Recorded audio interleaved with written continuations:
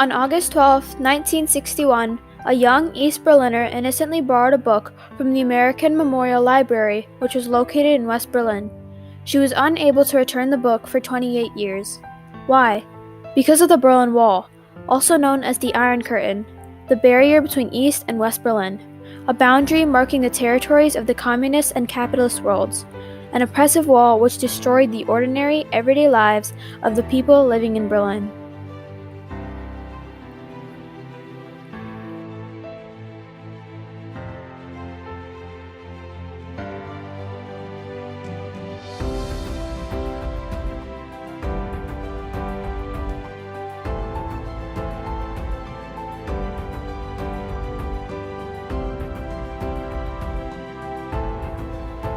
After the victory of the Allies in World War II, Germany and its capital of Berlin were divided into 4 sections, one owned by each of the Allied powers: France, Britain, the United States, and the Soviet Union. West Germany and West Berlin were controlled by the capitalist nations of France, Britain, and the United States, while East Germany and East Berlin were controlled by the Communist Soviet Union. As West Germany was rebuilt into a democratic society, East Germany operated under a communist government, which controlled all economic decisions and opportunities. Everyone's choices with their money were made for them, and the quality of life was harsh in East Berlin. People were always watched and threatened when they did something wrong. Due to the freedom and opportunities offered by West Berlin, a continuous stream of people emigrated from East Berlin to the more profitable West Side. The German Democratic Republic, also known as the GDR, put a stop to the migration by constructing a wall, overnight on August 13, 1961. The significance of the wall showed that the communist and capitalist worlds did not want to be influenced by each other. If citizens of the GDR started to follow capitalist rules in GDR's territory, it would end in unnecessary consequences that could have been prevented. To keep the two governments apart, the wall was built. This wall entirely surrounded West Berlin and was initially constructed of barbed wire and concrete. The wall gradually changed and became harder to escape. It was 96 miles in length and had more than 30 watchtowers. It had 2 walls, and in between the walls was a strip, called the death strip, in which guards were free to shoot anyone who attempted to cross. On August 22nd, checkpoints were established that allowed West Berliners to cross the border into East Berlin. However, the same freedom was not granted to the East Berliners who were unable to cross the border. This shows that none of the West Berliners would cross over to East Berlin because they knew they would not be able to get back to their homeland of West Berlin. The wall marked the beginning of a tragedy for the free world, representing the oppression of the people in East Berlin. As the years went by, more and more freedoms and rights were taken away from the people of East Berlin. They were continuously monitored by the GDR. Neighbors were turned against neighbors, and the air was clouded with a constant paranoia and unease. Thousands of families and friends were torn apart, caught on opposite sides of the Berlin Wall. Alexandra Schmidt, a woman who lived in East Berlin, said in an interview, "In East Berlin, almost every aspect of life was regulated. It was much poorer than the West. In East Berlin, we received lower pay, longer work hours, and the quality and quantity of goods were limited." All East Berliners employed in West Berlin lost their jobs and were unable to provide for their families.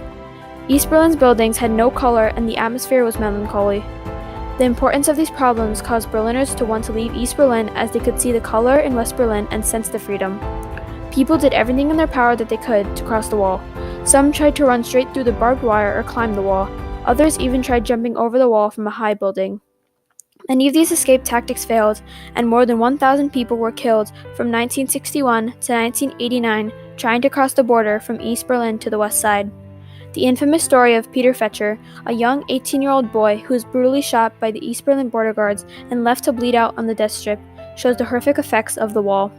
Not only did East Berliners want to leave East Berlin, but so did some border guards. One border guard, Konrad Schumann, was seen jumping over the barbed wire at the start of the construction of the wall. This implies that although the guards were the ones in charge of the border, some did not want to be burdened by the tension of the wall being built with their hands and with time. This implies that although the guards were the ones in charge of the border, some did not want to be burdened by the tension of the wall being built with their hands and a time of cruelty caused by them. The Berlin Wall had become a point of chaos for the whole world. The tragedy of the wall and the people of Berlin had spread to other countries. 2 years after the construction of the wall, President John F. Kennedy gave his famous "I am a Berliner" speech on June 26, 1963, in front of the City Hall in West Berlin. He sent his speech with a passive attitude: "A wall is not nice, but it's a hell of a lot better than a war." Then, on June 12, 1987, President Ronald Reagan gave his speech in front of Brandenburg Gate. In his speech, he demanded that the wall be torn down. His famous quote from his speech is forever remembered. Mr. Gorbachev, tear down this wall. He said in a personal interview with speechwriter Peter Robinson that he thought he was the one to ask to bring the wall down because no one else had the will or power to say so.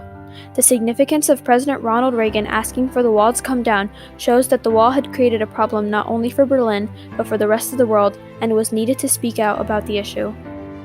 2 years after President Reagan's speech, his vision for the wall came true, and it was brought down on November 9, 1989. At midnight on November 9th, the spokesperson for the East Berlin's Communist Party announced that the citizens of the GDR were free to cross the border between East and West Berlin. This change was made as the East Berlin's Communist Party had changed relations with the West Side. This may imply that the GDR had created an agreement with the capitalist side of East Berlin and opened the gates to let the governments come together. After the announcement was made, all Berliners crowded checkpoints and demanded that the wall be taken down and that the gate be opened. People started picking away at the wall with hammers and pickaxes, while cranes and bulldozers brought down larger sections of the wall.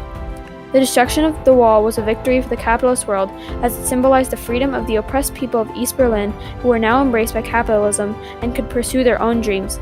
The breakdown of the wall was also a victory for all Berliners, as families and lives that were torn apart by the wall began the journey to healing. As said by Alexander Schmidt, I was, however, caught up in the excitement of everything. I remember running to the wall with my brother and climbing over it while laughing and shouting.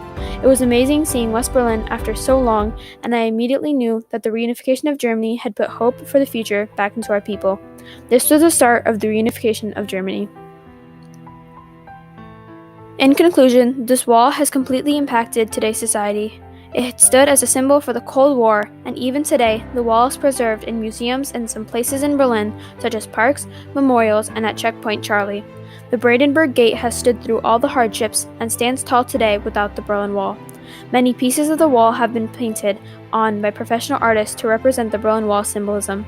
Murals were painted to show that during the wall, freedom had been chained up and not be able to use freely. The pieces of the wall have graffiti written on them as a remembrance of what Berliners thought about during the wall. In today's society, the tragic story of the Berlin Wall and its people remains a symbol for liberty and free that will triumph over brutality and conformity.